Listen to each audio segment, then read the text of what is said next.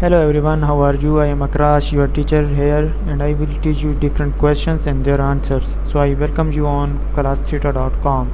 So our today's question is: as you sit in the classroom listening to your professor lecture on this week topic on all of the information entering from your eyes, ears, and so on are aspects of sensory memory, short-term memory, long-term memory, working memory, and the answer of the question is: as you sit in the classroom listening to your professor lecture on this week topic, all of the information entering from your eyes, ears, and so on are aspects of sensory memory.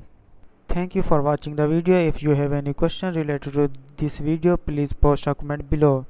If you have any question in your mind, you can also post on the website and I will be answering you in the next video.